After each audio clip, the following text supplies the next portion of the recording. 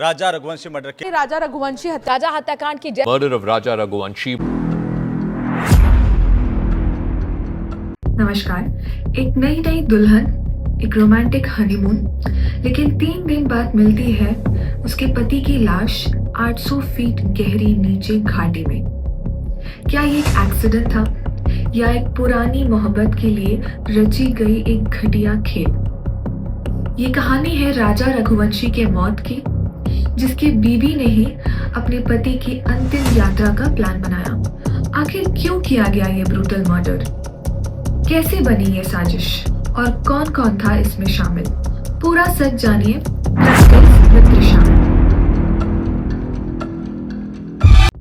राजा रघुवंशी 29 साल का शरीफ hard working लड़का जो इंदौर में रहने वाला था। छोटा सा ट्रांसपोर्ट का बिजनेस था और उसके घर में सब उससे बेहद प्यार करते थे। 11 मई 2025 को उसकी शादी होती है सोनम से, उम्र 24 साल, जो एक मॉडर्न और एक एम्बिशियस लड़की है। दोनों की शादी धूमधाम से होती है, लेकिन शादी के पीछे छुपी एक काला सच, जिसके बारे में किसी को भी नहीं पता। 20 मई 2025 को राजा और सोनम पहुंचते हैं गुवाहाटी। पहले वो कामाख्या मंदिर जाते हैं, फिर शिलोंग और सोहरा। उन्होंने टूरिस्ट जैसे सब प्लान किया, ट्रैक्स, वाटरफॉल, रूट ब्रिजेस। लेकिन 23 मई के दिन सब कुछ बदल जाता है। सोनम का फोन लास्ट बार दोपहर के 1:45 पर एक्टिव होता है और उसके बाद दोनों गायब हो जाते हैं। 24 मई को राजा के परिवार की तरफ से मिसिंग की फाइल रिपोर्ट होती है। पुलिस और एनडीआरएफ उन्हें सर्च करना शुरू करते हैं। 2 जून 2025 को मेघालय के सोहरा के जंगल में 800 फीट नीचे एक घाटी में मिलती है उसकी लाश, राजा रघुवंशी की। उसके बॉडी पे छुरी का घाव था और पीठ और सर पे भी। फोन टूट चुका था और चेहरे से पहचानना मुश्किल था। पुलिस तुरंत मान लेती है कि एक एक्सीडेंट नहीं, मर्डर है। पुलिस ने कॉल रिकॉर्ड्स और डिजिटल ट्रेस शुरू किया, तब मिला सबसे बड़ा सबूत। राज कुशवाहा। राज सोनम के भाई का एम्प्लॉय था और उसका सोनम के साथ पिछले 2 साल से अफेयर चल रहा था।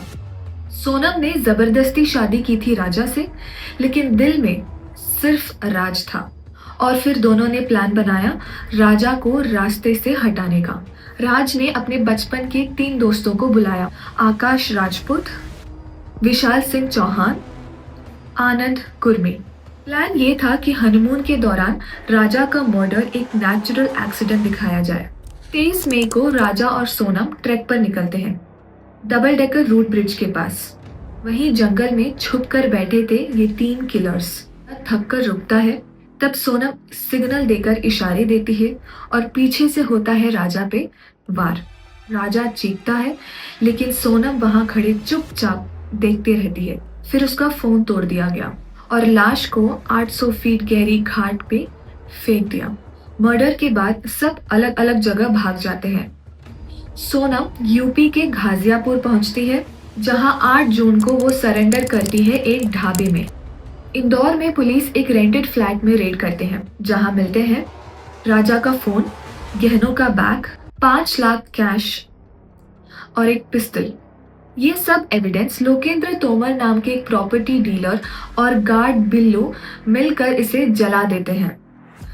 टोटल 8 लोगों को अरेस्ट किया जाता है।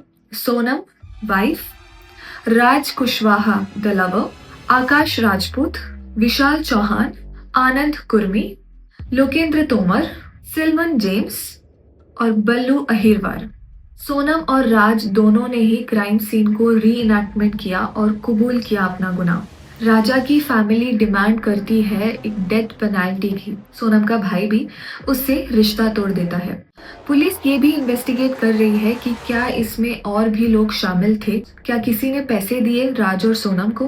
क्या सोनम बिजनेस का कंट्रोल चाहती थी? इन्वेस्टिगेशन अभी भी जारी है, कोर्ट में केस चल रहा है। एक इंसान जिसने नई शादी की, सपना था एक सुंदर जिंदगी का, लेकिन उसे मिला सिर्फ दर्द भरा मौत। और उसकी मौत का जिम्मेदार था वही इंसान जिसने उसे अपनी जिंदगी का हिस्सा बनाया।